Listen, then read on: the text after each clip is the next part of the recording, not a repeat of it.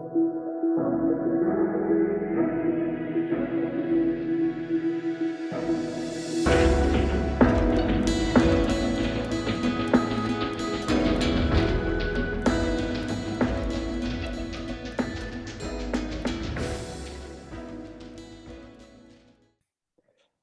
everyone. Welcome to the Physical Challenge Podcast. I'm your host today, Mehdi, and I'm here with Josh today. Josh, how are you doing? Hello, I'm doing really, really well, thank you. I'm really into this show. I'm sad that I missed both halves of Physical 100, so I didn't get to talk about that. But we've got another Netflix show here, which, having watched Physical 100, I like this one better. Yeah, right now I'd say I prefer this one because there's a bit more strategy to this one. The Physical 100 was more just like seeing how far like people can push the human body, Well, which I'm was sorry, interesting. But you it didn't gets enjoy watching people. You didn't enjoy watching 50 wrestling matches over a ball.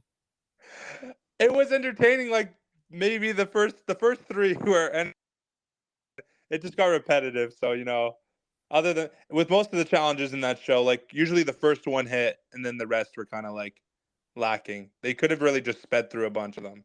That'd have been Like, awesome. we got to watch people hang from bars twice. Yeah, yeah. We had a little we had a little rant last week about some of the challenges of the Physical 100, and so this show I think is a bit better structured.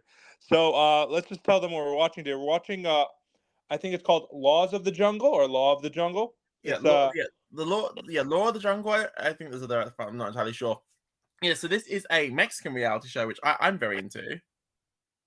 I've never watched Spanish reality TV, so this was an interesting it was a different type of show to me because usually I'm used to watching either if I'm gonna watch a foreign TV show, it's usually like Korean or something. Mhm. So it was a bit different, but like pace. So I thought Um, it was so, fun. so, so I've watched a Spanish Netflix show before, but that show was not a Mexican show. So this is my first time watching a reality show that was produced in Mexico. Well, I don't think the show. I don't know where exactly the show. I don't think it was filmed in Mexico, but with an entirely Mexican cast, and it's really interesting. It's really well done. So to go into a bit about how this show works, there are 12 contestants. They're split into two teams, and they're going to compete in challenges. Now, these challenges, we'll get a bit more into them, but the main challenges are you would see these on Survivor. Like every single element of the challenge is for the most part are Survivor's done this. Like you can see the influence is very blatant. So they're camped outside and they're doing these challenges, and the losing team does not have voting power, let's say, because the winning team is not necessarily safe, but the winning team votes 3 people into a purge elimination challenge. A lot of these elements sound familiar from other shows. The catch here is that players have the opportunity to sabotage their team in order to win money from the prize fund. So the prize fund starts at 2 million pesos, but players are offered temptations in order to drain money from the prize fund or steal money from the prize fund. Mehdi, when you first read about the premise of the show, what were your immediate thoughts? Here's the thing: I didn't even read the premise. I jumped into the show blind, and I think honestly that was kind of a more of a interesting thing because I walked in and I'm like, oh, they're just doing basic challenges. It's going to be this type of show. Maybe they'll have an aspect where the other team will vote the other team up. But immediately when you had the first challenge and you had one person from each team isolated, I knew something was up. I knew it was going to be either a thing that you could screw the other team over, or maybe even like some sort of mutiny thing. But I didn't really think like, oh, they're going to just start taking money from the prize fund, which I thought was a fun little twist and adds a lot of different intricacies to like strategy among them. Because like if at the end of the day, if you could just keep on taking money from these temptations, you might even have enough money where like the person that actually ends up winning the show will have made less than you. Yeah, it's a really interesting premise, the whole of sabotage. So there are shows that have like done elements of things like this, like sabotage your team to win money. So like the mole has done things like this where it's like one collective team, but that's just prize money. It's someone whose initial goal was to do that. Players in the game who are still in the game being offered temptations is a pretty new thing because typically when you're offered temptations, it's normally you're taking a temptation to quit or go home. Not just take this temptation, you're still in the game. So having these moral dilemmas introduced is very well done, and they introduce them quite cleverly. So all of the players carry around this device, which is which are bulky for no reason. Like that, there is nothing in that device that makes it need to be bigger than a smartphone. What I But wasn't excited anyway, about the iPad, it's huge. It's like but so like out of the way. Like I really don't like they could have made it like a little like yes or no and like as a pedometer. They really like they could have given watches. like, Why did they give them iPads to carry around? and it makes it really difficult for you to just casually accept an offer because like you've got to hold this big thing in your hands. Like you can't just casually do something. Yeah, it is, and you can kind of tell like I feel like if you had like a smaller device, kind of play off like, oh, you didn't get a message or something. But when you're on these like big iPads, I feel like it's easier for someone to recognize, oh, they must have got something, even if like the mood change was a bit different. You know what The, I'm getting at? the funny thing that I love that the show does, I think it's so weird, but it's hilarious. So the justification they give for people to be looking at their devices is that they just send people trivia questions. Yeah, that was so random because it was happening randomly, and I was like, oh, is this part of like, oh, are they gonna just know this for the challenge? Like, oh, this is knowledge that's gonna be later, and they have to memorize it, kind of like on Survivor, them a hint of what the challenge is gonna be. Mhm. But no, they're just giving them Whole random thing trivia was just questions. Like, what's the point of like? It was so stupid. it was so silly. It's so funny. It's completely pointless. Has no impact on the game whatsoever. They're I love it so much. It's It's so stupid. it's to integrate the temptations, but it's just like it was just so out of left field. Like, and because there was a scene I think in episode 3 they kept on talking about like Alexander, the great, and I'm like, why do they keep talking about this? Like, this has nothing to do with the game. And then they're like, oh, this is just, and then someone gets a temptation right after. So I was like, this is this is a fun little tidbit in the show. It's so silly, but it's just it's just fun. And I think that's a lot of the show, in spite of like the tones that the show brings due to its structure, like it's a very fun show to enjoy. It is. It gets, but here I feel like it gets nasty real quick. It Like, does. I love like, it. like immediately, like you think like everyone comes in, they're like, oh, some people are talking about loyalty, some people are talking about I'm just here for the money. But then like immediately when someone finds out that money's immediately like for your throat, send me in with them. I want to play Mhm. them in the purge. I was like, oh, this is interesting. Have we introduced the purge concept yet? Have we gone there yet? So we've touched on it briefly. So to go through the types, so there's two types of challenges in the show. So you've got your team challenges. So these are, like I said before, these are very survivor-like challenges. Like the first challenge was collect these barrels and run under and dig underneath this log, and then throw things at a target, and then move things through a maze. Like it's and I'll open a combination log. Every individual element of these challenges you would see in Survivor. There is nothing from the main challenge you wouldn't see. But this is where players will have temptations to sabotage the game. So in the first challenge, each team had to isolate a member. The isolated member was allowed to steal 100,000 pesos from the prize fund in exchange for adding an obstacle to their team. So this is how the concept gets introduced, and one player accepts it and one of them does not. But both players have been offered this temptation, so obviously the news is going to get out. And controversy starts as a result of this. Interestingly, the person that does not accept the temptation gets more backlash than the person that does. It it's nuts. It is nuts. But I feel like they're angry at her. So I feel like this is a bit misleading because I think they're more angry at her because she didn't reveal that info. Okay, so Yes. there's a mechanic. So this is how it works.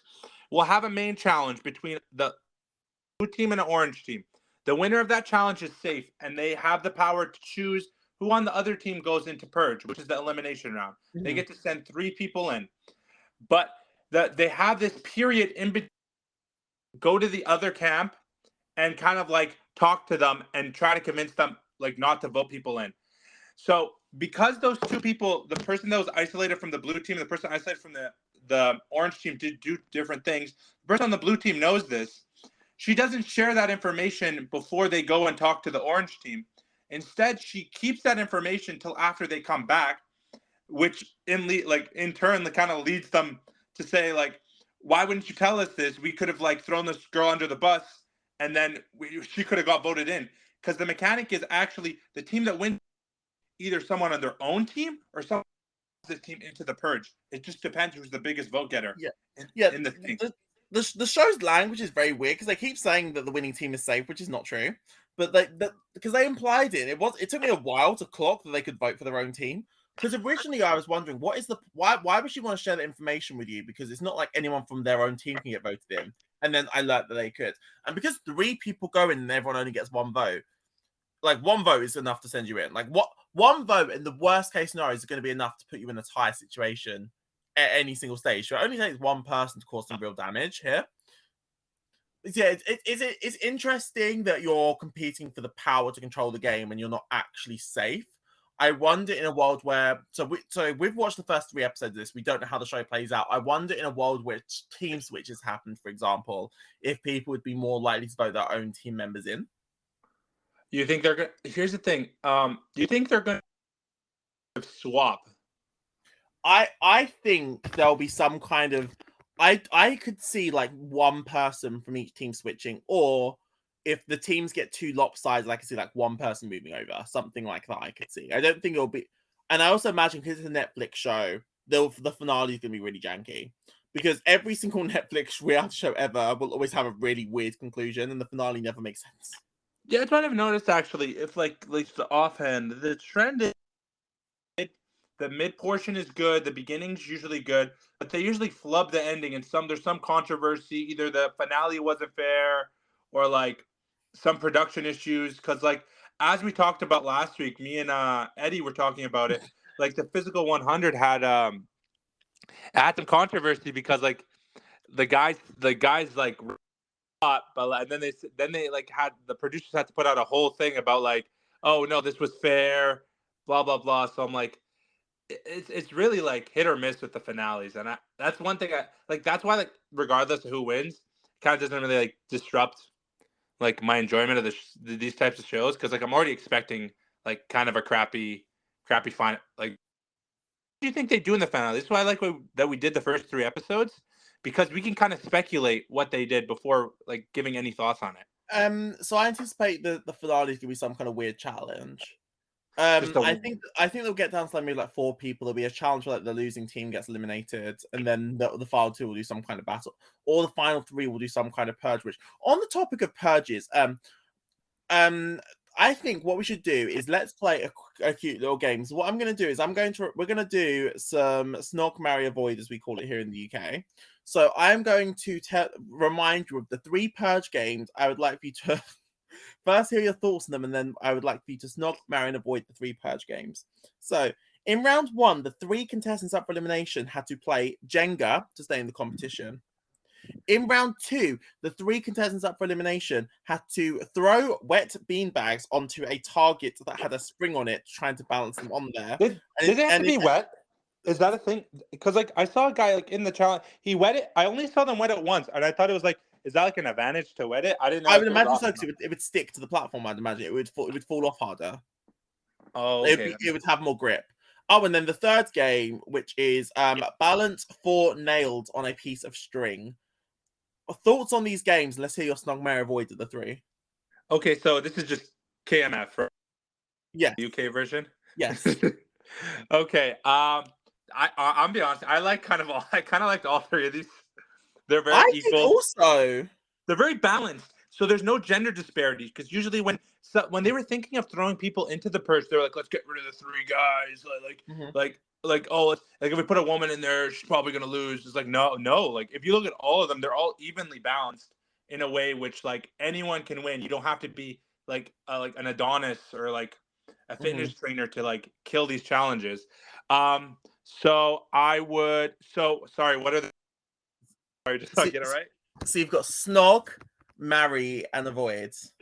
Snog, marry, or avoid. So I think I'm gonna avoid the nails, because I'm scared with the nails coming on, like hitting my foot by accident. Like I know, like not gonna happen probably, but like I just want to avoid that. I think I would marry Jenga, because I feel like that's very simple, and I love Jenga. I think I would snog the what's the 3rd? Oh, that beanbag challenge. Yeah. It looked fun, it looked fun, but like I feel like it'd be very frustrating. Like that first dude that like had two on there and then he knocked them off and almost got eliminated. So I'm like, yeah, I don't want like it's cute, but like I wouldn't want to like rest my like life in the game on that. So, but I say my favorite one would probably be the Jenga. What about you? What would you do? So I would avoid the nails on the rope. I think it didn't translate as well for me compared to the other two. Like, don't get me, it was in the same vein as them. I liked that they were all consistently really stupid. Like, I would have hated if like one of these came in between, like some like, oh, we're gonna do some like difficult puzzle, and then we're gonna do some endurance game, and then you were playing Jenga. The consistency of how stupid the games are make them really, really great. But I'd avoid the nails. I would snog Jenga because I liked Jenga, but I didn't like the lack of control that you kind of have if you're in a bad position. Also, I hate 3-person Jenga. I think 3-person Jenga is really bad because one person in the rotate, depending on the rules you do about what blocks you can take, one person will always be in an advantageous position because they'll have first dibs on a row of blocks all the time. Yeah. So I don't love 3-person Jenga, but overall Jenga's a fun game. I loved the beanbag spring game. I looked and thought this was really stupid, and they were playing. I thought this is so good. I just loved it. It was a good balance of like you could try and target other people, but also some skill was involved. You could try and land in the center. They had like enough throws to get the hang of it, but not enough throws to perfect it. And watching the tipping of it and like seeing if the weight would throw everything off, I really liked the spring game. I want to play that. It was what I liked about it is like you never know who's out. So like Fabian, kind of like he was painted as the kind of the villain of that team particularly, and we didn't know if he was going to come back or not. As a viewer, I kind of wanted him to come back a little bit just to throw more chaos into the fold. So like he was garbage at the game. He was so bad. But at the whole time, we're like he could still stay in because that other dude just knocked 2 of his points off. So I'm like, anyone could stay. So I like the randomness kind of the results of that game. The nail game, it happened so quick. I just finished the 3rd episode, and the nail game, it was done so quickly, and I'm pretty sure like that should take way longer to do than. I found myself just not caring about the nail game. Like I was watching, I was like, I realized like I don't really care how this plays out. Like I don't know if I just cared less about maybe the stakes were just less for this elimination round based on who was there, but it didn't excite me. It wasn't giving compared to the other ones. Yeah, I could see that because like the other ones, I think were like even the beanbag game. It was kind of jovial. Like even though all their butts were on the line, they were kind of laughing. The guy made a joke about his exes about missing, and I'm like, even the host is like kind of roasting him. I'm like, oh, this is a fun little game. I thought I think you hit on something really important there. This game didn't push or encourage the players to intermingle, whereas the other ones did. So I think that's what makes the other ones better games, is because of that discussion between the players that we got to have. And let's go back to the first game, the Jenga Purge game. The guy does a front flip after he puts his out. I'm wondering if he did a front flip and that somehow impacted the going down. Do you think he'd lose? Absolutely. Oh, I wish that had happened now. That would have been good television. Well, then they're like making fun of him. It's like, don't do a front flip. Don't do a front flip. First time. So afterwards, he got scared. So I was like, that's a little fun thing.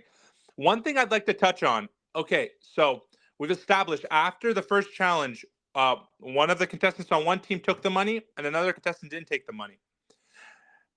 So what happens is when they vote someone to like at the voting table. I don't know what they call it particularly. I don't remember.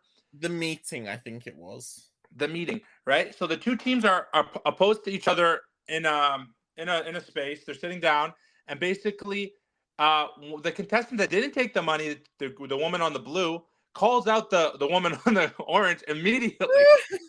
And they just start going at it. And then the woman on orange is like, I don't even know why you're here. Like, are you not here for the money? You don't even know these people. Why didn't you take the money? And it was tough. It was really good TV. I think that's once they had that fight, I'm like, this is great reality TV fighting. What do you think about that?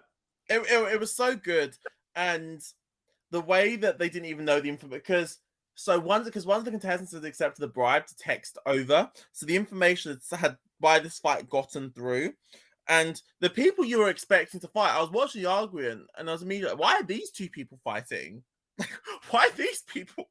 It didn't make any sense in the best possible way. It was such good drama. That was when I was like, no, these people, you could tell they had the potential to give drama, but when the teams were willing to have these fights with each other, I was like, okay, this is it. This is giving. It was. And another little tidbit. So after, forgot to put this out.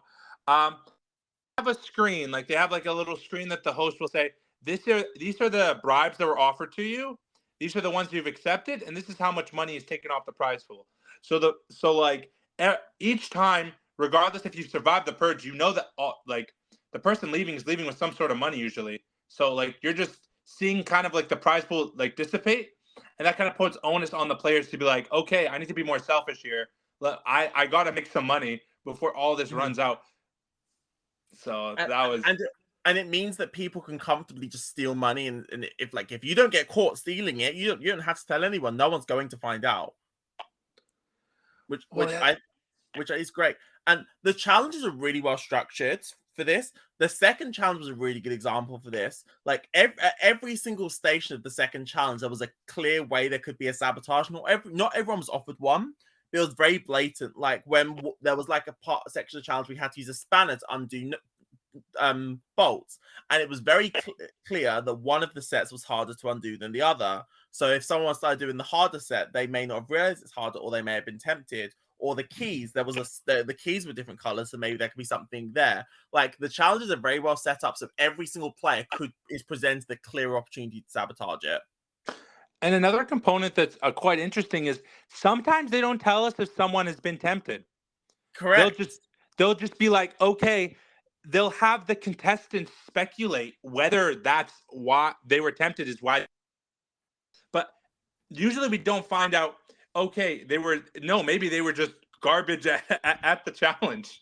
So like, I find that really interesting because then it adds another aspect of watching a challenge that isn't like just who wins and loses. It adds of like, okay, let's watch how everyone is performing and see who possibly got tempted. So like, it's perfect. It's perfectly done because they'll resolve it after the challenge. So you don't have to wait long to find out. But it means you get to watch the whole challenge with that level of intrigue. I didn't even consider that as a point, but that's a really good point there. I would love, like, sorry to just like go into Survivor here. If Survivor did something like this, but I know they've done hiding immunity idols and challenges, but done a thing where like, okay, help not even help your team lose, be like, slow them down at this obstacle, and like you'll get like a clue to hit an immunity idol or like something. Like I feel like that adds more dynamic to me watching challenges than just watching challenges. Absolutely. No, I fully agree. I think it's one of those things that Survivor only has to do it once. Because by doing it once, you are going to make people paranoid for the rest of the show's history. Exactly, like with the knowledge is power. It wasn't even in this season, and then it's still called paranoia. It's true. You do it once, and then people will think it's a trend regardless. But like, whatever on Survivor, we'll talk about that later. We'll continue on this show. Where do you see like want to talk about the cast, or like how would you feel about the cast? It's one of those things. So, as a whole, because it's easy to talk about the whole vibe of the cast. There are some specific individuals. From what I'm seeing, it does seem like it is a very interesting group of people. It doesn't seem like a lot of these people are the same. Like it does seem like a lot of these people have different backgrounds, different lives, which is nice to see. Like Netflix shows are very hit and miss for this. Sometimes you watch a Netflix show and like this is a super interesting cast, a lot of different people. And then sometimes you're watching a show like Outlast, where you're looking at the cast, like this is 16 versions of the same person. So these people all feel like very different, distinct, unique characters, which is really, really good. But they all have like this they all get what the show is. They have different perspectives of how they want to play it, but all of them get what's going on, which is nice. You're not watching people that just aren't with it. Can I combat your point there? I say they're diverse and they are in people, but I feel like, okay, now I'm gonna sound kind of like, okay, I don't want to come off bad here, but why does everyone like kind of like there's always like a huge sob story between a lot of the contestants, and I'm like, it's very new era Survivor. It is like, okay, you can have a sob story, but like, see, like, this is why I kind of like when you hear someone say, like, one of the contestants, I think, yeah, Fabian, the dude that no one liked on the tribe, he literally said, I'm just here to be rich. And I don't know why that was more relatable to me than any of the sob stories. Maybe it's just me because I'm like, usually, like, people watching the show usually aren't watching for like a sob story. They're usually like, oh, you're gonna get all this money. So it kind of relates to me more as like a viewer, like, oh, I also would love to become stupid rich. I kind of understand where he's coming from. So I thought that was like a interesting little thing they put in there. Well, what do you think about that? Like the sob story and like there's too much of the. I sound like I'm like I hate the sob story, but like when you have so many people with similar sob stories, it kind of gets like oh, like I feel bad for you, but like fight. So sub stories on the reality show, it depends for me. Is it adding to the story or not? If it's giving them motivation to win and want to play harder, I care. If it has no impact on how hard they're playing the game, I don't care. Like it needs to have some kind of, oh, I need to play for my family, so I'm gonna play this game harder because I need to bring this money home for them. Yeah, yeah. It's like oh, okay, sorry. So I'm on. So right now I have the cast pulled up to my right, and I guess for some of these people's professions, I missed out on what they do. So Paula Michelle, the girl the girl in the first episode that stole the money, that stole 100,000 Yeah. pesos, she's a twerk teacher. Oh my god, I forgot about this. I completely forgot about that. I wouldn't think she's a twerk from her personality from the beginning. I teacher, but like, do your thing, girl. But like, I thought I I remember didn't know laughing about that. I remember laughing about that at the time. I completely forgot about that. I didn't know any of these like these. I think their professions didn't really like play into it. Like I They think do. A lot one of of the people love dudes, yourself. Caesar, he was a sorry, he was like a yeah polygraphist. What I forgot what that is. Isn't like a lie detector person? Yeah. Yeah, so he did that, but I didn't know he was that till like near the end of the show. But they kept on mentioning it though every time he had the ability to message the other team. Which let me talk to Caesar for a bit. Caesar's the only one that spent money messaging the other team. I think he was he the only one that was even allowed to? But is it because of his job? I don't know. Here's the thing, because this is a Netflix show, it's perfectly plausible that they only offered it to him, and it's also plausible they just edited everyone else out of that offer. Like either of those could be true, and I wouldn't be surprised. Yeah, like here's the thing, like great show, but the rules are so vague sometimes that like I think like Again, this Netflix reality television at this stage, it's its own thing. it's Like, literally its own universe. It's like the Marvel Cinematic Universe, but like the Netflix in it, like the reality universe. Like don't be like surprised if we have like someone from the dating shows if they want to make an American version of the show. Like they just like throw the same like 10 people. They kind of rotate the cast a lot, which is I mean if yeah, it works, it works. you have Uh, to accept if you're going on a Netflix show, you're not exactly playing the fairest of games. Like Netflix reality television reminds me a lot of UK reality television in terms of how their games are designed. And that's not a compliment. yeah, I was like so let's just talk about the prize money. So the prize money Yes, is 2 million pesos. So I did a little conversion to that. So it's not a that's lot. like let's do it's not that much. USD it's I think $155,000, which is Which the small. standard Netflix amount of cash. But that's like relatively small compared to like most like, I think that's tiny.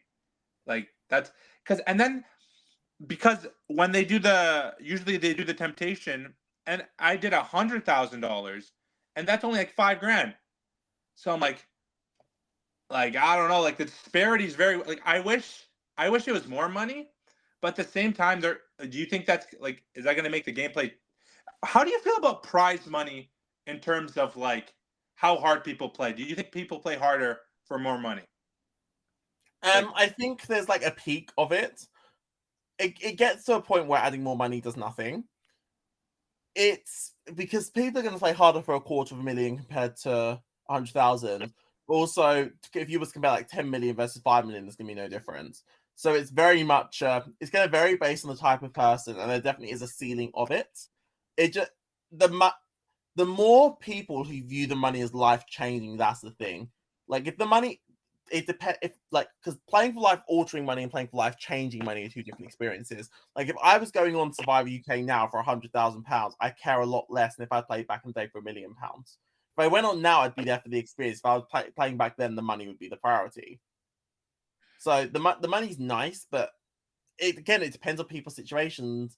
Like the person who needs 300,000 pesos for her family, it's kind of them. Well, these winning's important, but the temptations aren't quite worth it because if she doesn't win the show, she's not got enough money there. Yeah. What do you think about this? I was always like, they give like so in the beginning, like let's say we'll use this show.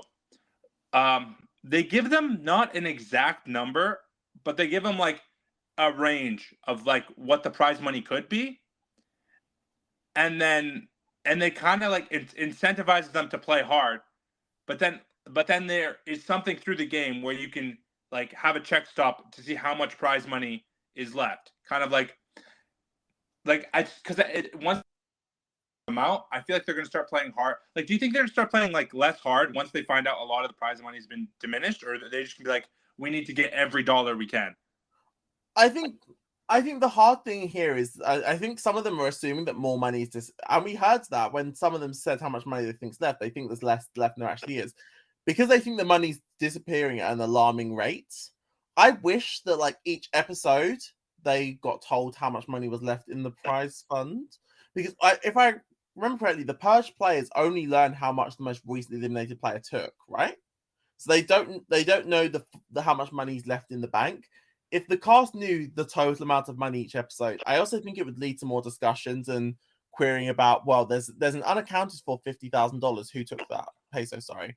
So I wish that they got an updated figure of the money every so often, not specifically who took the money, but just how much money was left. Do you think at the halfway point we're going to have some sort of return challenge into the show? Yes. Oh, I didn't think about that. I doubt. So for this show, I doubt it because they've given up a lot of the players' information.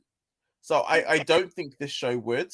I could see there being some kind of twist where someone gets sent home and they don't actually go home or something like that. But I think once someone's device gets checked, they're probably gone. Okay, because I was thinking like right now, purge challenges usually are like, it's usually like 3 people. So like 3 people have been eliminated. I was thinking that like, okay, maybe they're gonna have like a purge for someone to come back in. They get like a week of safety, or they get to pick. They kind of like you get to pick which team they think is gonna win that challenge, so they have safety that way. But I guess they don't have safety that way because they can vote them back into the purge. The dynamics are interesting. It is because I was trying to think how they would incorporate that, and because you tell them how took out at the end, it kind of like it kind of poops the idea because like you can't do much because everyone's gonna know you're already stealing money. You're gonna be put back in. Everyone's gonna know that you're a thief. But everyone should be a thief, though. You should incentivize to be a thief. I would be. Game. Like, okay, for example, let me just get your pick. Would you have taken the first one? Yes. The first one. Yeah, like I want to say I would, but like, is there any way to talk to the other person? Like, if there was another way to talk to the other person, you could. Because like, okay, seems like they were separated. It seems for that reason. I would. You know what? You know why else I would take it? Because I would tell them 80,000 pesos would get, because the first temptation was very weird. Like even if you took the good option, 80,000 pesos still got took from the prize funds. That was especially weird to me. I would 100. I also think it's the easiest time to justify taking the money because you don't know these people yet. It's hard. It's harder when you don't know them, because I could be like, oh, but now that I've got a bond with you, I wouldn't do that in the future. Now that we're all close, even though that's a total lie. Yeah. I just like you kind of just put you're already on the back foot because you're already like kind of isolated because you were picked to be the person that kind of already kind of voted out in a way. So like. I feel like it just digs you a bigger hole, but at the same time, I mean, if the goal of the game is to incentivize you picking more money, getting more, like that, because that girl that did that, nothing's happened to her since. Like, yeah, she's gone the money, integrated very well, and Like she didn't get the blowback that the blue team thought she was gonna get, which is interesting. And it's 5% of the entire prize fund. I'm taking that. Like that's not bad to get 5% of it before you even start the game. What? Oh, yeah. Okay. Do you think there's okay? This is probably not gonna happen, but I'd love to bring it up. Do you think there'd be an aspect where you can give back prize money to like get an advantage in a certain challenge? I would like to see that. I think that'd be interesting. It's something I could see in the final. Ooh, do you think they're gonna like in the final? Do you think they're gonna integrate like the people that have been eliminated? Possibly, I could. It would not surprise me if the eliminated players were somehow involved in picking a winner. That's a very Netflix thing to do. Do you want? That's a very reality television thing. Period. Yeah. Any show that can bring people back, even if it doesn't make a lot of sense. Like Claim to Fame brought people back, so any show's gonna bring people back. Do you want it to be a vote? Wait, Claim to Fame? Okay, so I haven't finished Claim to Fame. What would be the reason to bring people back in Claim to Fame? There was no. They were just there. They were just there. Oh, just for vibes? Okay. I was like, that makes no sense to me. Okay. You are in for a treat. Oh, Claim to Fame. We will be podcasting at some point about the new Claim to Fame next month. It's out next month. It starts next month. Yeah, it starts. I'm very excited. It starts on the 26th. Okay, because the first one kind of got spoiled for me because I had watched the first couple episodes, but then I accidentally found out who some of the people were, and that kind of ruined it. Okay, this is us. Talk about Laws of the Jungle. We're gonna finish the series. Yeah, honestly, if something very interesting happens that like we really want to talk about, we'll probably just talk about it in our like reality TV section. I agree. Just like some thoughts because I know Lone's probably good. I'm gonna make him watch this because this is good. Like for once, this is good. Like a lot of the shows we watch are questionable sometimes. But this show is legitimately worth watching. This is good. This isn't Mall Masters. This is a good show. This isn't whatever that was. Well, so I've talked to a couple of my friends about this show. What I told them was, it's not like you need to watch this immediately, but this needs to be on your list. Yeah, no, I don't think it's like because it's even like doesn't really like these types of reality shows, but I'm gonna kind of get her to do it because I think it's like it's like easy enough to like digest that I don't have to like overly explain some stuff that's happening. So like it's very digestible for like someone that doesn't watch this type of reality TV. So I think it's a good show. I'm gonna finish it personally, but now we're gonna go on and see what we're watching for the week. So this week, Big Brother Canada ended. We got another POC winner, so clap to that. I haven't watched the season, but neither have I. I can give like a little bit of thoughts on it. Survivor this week. There's Survivor this week. I'd love to hear Josh's thoughts on Survivor this week. And anything else we're watching. So Josh, what have you been watching this week? Okay, so let's start with Big Brother Canada. I've been following season social media. So Ty, the winner of the season, won a competition in every single round from the final 11 to the final 4. He won one of the 2 competitions that week. So veto or HOH every time. Yes, every he won the power of veto every single round from the final from the final 9 through to the final 5. Do we need to have a discussion about Big Brother challenges? Big Brother Canada challenges in particular are very they're very pretty, but the end game of Big Brother Canada is very it's kind of like if you can win one of the comps, you can probably win all of them. It's predictable. Ever since Kevin Martin won, I feel like there's been a formula Canada end game. And everyone that really follows that kind of most likely wins, like in terms of the challenge thing. So I feel like they really need to revamp it to make it a bit more equal for everyone else to win. Unless this guy, like personally, I didn't watch the season, unless he was so good at challenges that like whatever challenge you put him in, he's going to win at least 50% of it. Like, I don't know. I feel like they need to really address that because like it seems to be a combination of he was very good and no one else was.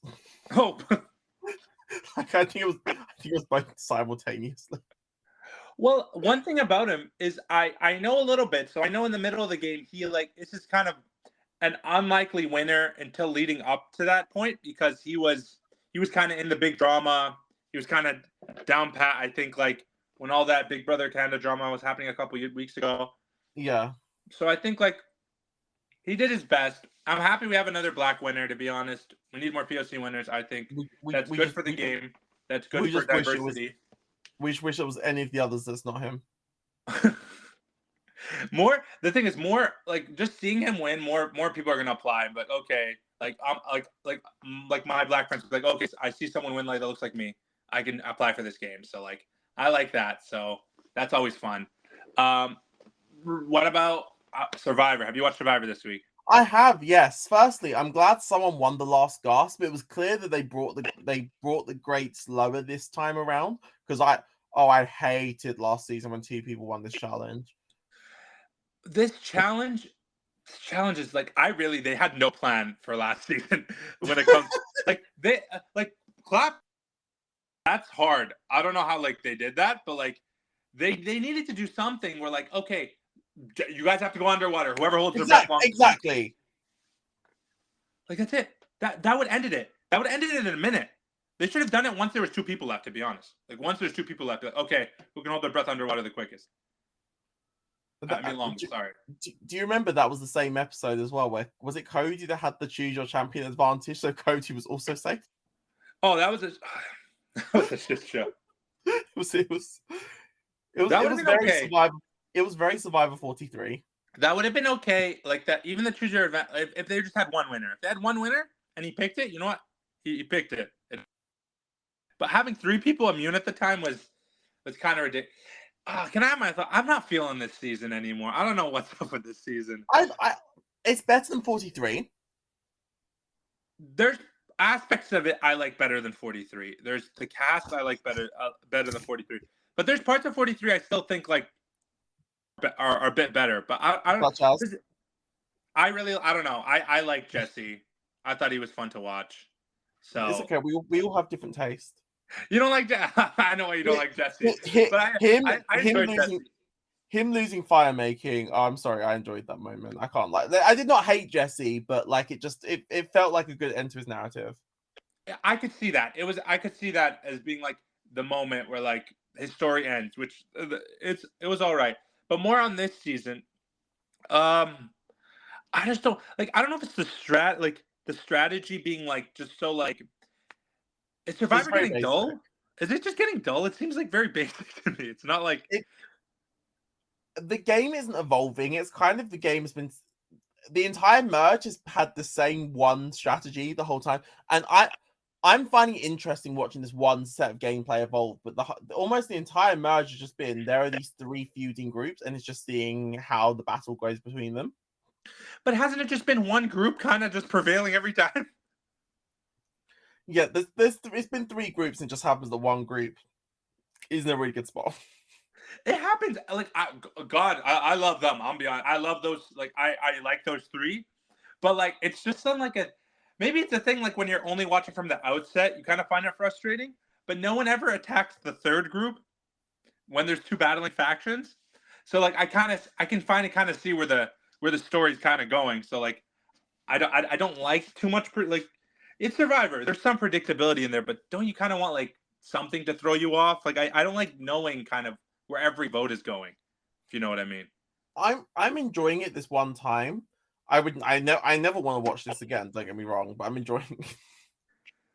Do you think this would hold up on a rewatch though? Oh, I think this season would hold up on a rewatch. I don't want to watch this level of strategy in another season though. Yeah, I would see. It's kind of like the Matt Singh, like it's that's what it's giving me. It's giving me people that were down in the numbers all got obliterated and then comes back. Sorry. The rewatchability of the season depends on who wins. If someone from Tika wins the season, it becomes very rewatchable. If someone from Tika does not win this season, I would never rewatch it again in my life. Tika's the tribe with Yam Yam. Yes, yeah, so they're the tribe in the good spot. So for the story of this season to be a story to want to watch again, one of them has to prevail. Yes. The through line would make sense. Otherwise, then the edit kind of really doesn't make sense. The edit's horrific otherwise. Granted, we could be looking at the three of them having a bit of a fall from grace moment, even though the three of them need to realize they need to band together, especially because. But I guess the problem is being real. Are any of them going to win fire making against any of the other people? Like, can any of them make fire? I don't remember. So I have no idea. I don't remember the finale. So is the finale next week or is it the week after that? Week after. So we got one more vote out. We're at final 6, right? Yeah. Yes. Final 6. So there's 2 more tribal council votes. One, the second of which will be in the finale, and then there's the final 4 forced fire, which we're all big fans of. Well, at that point, people have to plan for it. Like, it's been so many seasons. At that point, just learn how to make fire. Like, it's just so silly. I don't want to get too much into it now because a rant about that will come in 2 weeks' time. I promise you that when the finale is, because no matter what happens in that finale, I will be annoyed about fire making. One good thing I've noticed actually is ever since the beginning, where we had like a lot of women voted out for in the beginning, we have 4 women left in the final 6. It's really good. Like, I'm enjoying how it's shaking out. That's what I'm saying. Like, this was a pretty good like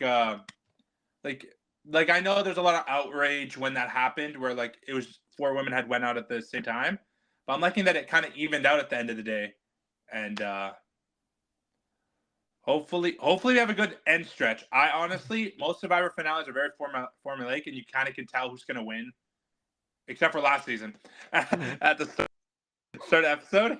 But at the start of that one, we'll see. Is there anyone you're pulling for? Carolyn, or I don't know. I'm torn. I get torn between Carolyn and Yam Yam. My mood changes each time. It needs to be one of them. I feel like right now I'm saying Carolyn. If you was asking me tomorrow, I might say Jam Jam, not Yam Yam. Which Jam Jam? It changes. Yeah, I think it's Jam Jam. It's because at the start of my season, I got in my head that it was Yam Yam, and then I realized, wait, that's not right. Yeah, no, same thing. Because when you read it, it's a YY. I would get confused too until he says it. I would be okay with either of them winning. The thing with Carolyn is I feel like while an interesting character, just I don't see the inherent strategy other than like kind of concealing that they're smarter than they are. But other than that, I don't really like see that outward strategy in Carolyn's game. Other than she's kind of like I don't know how to describe her. She's like a loyal alliance mate, ticking time bomb. So like it'd be hard to manage that playing the game, but if you can do it, I feel like you could win. So other than that, I feel like this is all we have to talk about today. So there's one more show that I've been watching that I want to briefly mention to you. Okay, no problem. I know that you will not be watching the show, but so Drag Race All Stars 8 has started. So Drag Race All Stars brings on an interesting format. I would like to explain the rules of Drag Race All Stars to you. I just want to see what you think about the rules of the show. All right. So I assume your familiarity with Drag Race is very little. No, I know Drag Race. Okay. Have you watched All Stars before? I have not gone to All Stars. I know of the show. I know this certain formatting of the show. I have not watched a full season yet. Okay, so in All Stars, so in Drag Race, in regular Drag Race, the bottom 2 lip syncs for their life, and the loser goes home. In All Stars, there is a lip sync for your legacy for the power to pick someone in the bottom to go home. Ooh. So how All Stars nowadays works? So it used to be the top 2 would lip sync, the winner would send someone home. How it now works is there is one challenge winner and there's a bottom 2. The winner of the challenge picks the lipstick of the name of the queen they'd like to send home that's in the bottom. The rest of the cast also votes for who they'd like to send home. Then the winner of the challenge lip syncs against a secret lip sync assassin from a previous season each week. So think of it like the mercenaries on the challenge. Yeah. So if the week's challenge winner wins the lip sync, they win $10,000, and the person that they picked goes home. If the lip sync assassin wins, the prize money rolls over to the next week, and whoever the group voted for goes home. Oh, this is interesting. This is. I like this assassin concept. I think that's because have they ever done something like that on Drag Race? So regular Drag Race has not done this. So Queens sending each other home is an all-star specific trait. Ooh, no, I like that because it kind of puts the onus on the person to perform, and you got to beat the assassin, and you get double the prize. But if like, I like that, I like that. That's a cool. I've been meaning to get into Drag Race. I just don't know like a good like entry point because I feel like it's such an incurrent series, like in terms of like how many like different people are in it. So I would like, I don't know what season to start on. If I can get a season to start on, kind of like walk me in a little bit before I jump into any of the big all stars or anything, that'd be great. It's one of those. It depends how much of the show, because there's like there's it's kind of like with Survivor, like where you can suggest people to start at like a mid. You can suggest people to start at like Cagayan, or you can suggest people to start like China. Like you can start them like early to midway through the range, or you can start them later on in the show's run. So which season do you think you'd recommend to me that like would kind of like best let me understand what's happening now? Oh, so that's the thing. So if you're wanting to, so there's two routes. I think one route, if you're wanting to start in the more modern day, would be like season 12, which was that was the last pre-pandemic season, and it aired during the pandemic. Okay. Season 12 is an interesting case because one of the contestants gets disqualified, and they have to edit them out because so the contestant is revealed as like a bit of a sexual predator to us, but the season's already filmed. But the whole season's filmed, and this doesn't get exposed. This gets exposed off just before the second episode airs, which was that Queen's first episode. So you see that Queen's edit drastically dips after that episode, but they have to then edit them out. But because the Queen does well in the competition, it means that they're very involved in the storyline.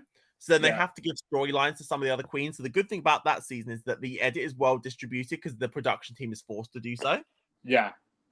And then if you're wanting to start in like earlier in the show's run, like season 5 is considered like a really solid season of Drag Race. So solid, in fact, that of the final 6, with the exception of the winner, all of them come back for the next All-Star season that happens after that. The entire top 6, apart from the winner. That is high praise. Like it's a strong season with a strong cast. And older Drag Race is fun because they had this thing called Untucked. So what they do is after the judging, but while the judges are deliberating, they go backstage and then cameras film them chatting. Yeah. And Untucked is where like the show gets a lot of the juice from them. In old seasons of Untucked, they're split into 2 separate rooms as well. So they're like bitching about people in the other rooms. And that's where a lot of the show's iconic moments come from there. Drag Race does such a good job at really getting good television out of the queens. Yeah. So I think there's a couple of good options. I think it depends on where within the show's run you're wanting to start with. No, I'll check out season 5. I'll probably check out I'll check out both of the one you recommended, but 5 is kind of interesting me just because of if the top 6 came back home for the All-Star season, there must be something good about this. And All-Stars 2, which was the next, it was only a 10-person cast, and there was space for 5 of them. Can you watch an All-Stars without watching context of the other seasons? I think you can, but you need to do that with the knowledge that you're then going to get spoiled on all the storylines that happen in the main show. I think it's enjoyable enough. So when I was trying to get my mum caught up on Drag Race and getting her to know a lot of the important queens, I just showed her all of the All-Star seasons that has happened up until that point, just to get her familiar with the show. Yeah. Well, because I don't care about spoilers. I don't think it doesn't impact my enjoyment of the show. Yeah. So I don't think it would matter if I started on an All-Star season, but to get the concept down, I'll probably start on a season 5, and then I'll jump into an All-Stars just to see how different All-Stars would be to the regular show. Yeah. If that's what you're wanting to do, I would say watch season 5 and then watch All-Stars 2. Because just by watching season 5, you'll then be familiar with half of the All-Stars 2 cast. Okay, that's good. I think that's a good start point. Is there a season airing right now of RuPaul's Drag Race All-Stars? All-Stars 8. All-Stars 8. When did it start premiering? It premiered on Friday. Okay, so I'm not that far behind, so I can catch up before the season ends. Yes, I would. Yeah, the very least, and watch season 5. Watch All-Stars 2. I'm curious to hear your thoughts on those 2 seasons. At that point, kind of, because I forget, is Lone a Drag Race person? I don't know if Lone's a Drag Race person. He might be at the same thing where he knows of it, Mhm. but hasn't watched it actively. But he could be. I think one week, not I'm not talking about next, definitely not for next week, but I think one week, I think it'd be good if the two of you both watch those 2 seasons of the show, and then we could talk about those 2 seasons in the podcast. That'd be fun. That'd be fun. Like kind of like a blind the Drag Race series. Yeah, yeah. So That'd be fun. I think the season 5 and All Stars 2, and then we'll check back on this in a few weeks' time. No, we will. We will. Do you have any other concluding thoughts on Laws of the Jungle? I think that's pretty much everything. Lord of the Jungle was a really solid show. I enjoy it. I've dragged like little elements of it, but for the most part, it is very solid. Again, I would say it's not something you immediately have to watch right now, but it's something that definitely needs to be on your list, and it's something you should be watching somewhat soon. If you're currently in the middle of a show, get through that and then come back and watch this. This is a very easy show. There's only 8 episodes, I believe, so it's bingeable in a day if you wanted a solid day-long binge. And it's interesting enough that you could sit and watch episodes of this consecutively. I agree 100%. I thought the show's fun. We haven't kind of locked down what we're talking about next week, or if we're doing a podcast next week. Otherwise, hopefully we're all together next week, all 3 of us. We haven't been together in a while, so hopefully we're together. It's been ages. It's been a while, so it'll feel like a special moment when we're finally all together. You can follow Josh at what are your socials? And so you can follow me on Twitter at JoshyFLX. And also, I'm hosting a Survivor Live game, which, the game is finishing 3 weeks from today. We'll be on location, crowning a winner. We would have just left location now. You can follow everything about that at Survivor Game UK. You can follow me at Aljabiri23. You can follow Lone at Lone. Let me find his Twitter so he doesn't come at me. That would be great if you would just botched his Twitter up. He'd be... Yeah, no, he's good. You can follow Lone at Lone Ranger 158. Goodness, there's 157 of the different Lone Rangers, and you can follow Physical Chow Pod on Twitter. I think we might have an Instagram as well. I will get that handle at some point, but I do not have it right now. Other than that, we'll catch you guys next week. Bye-bye. Bye.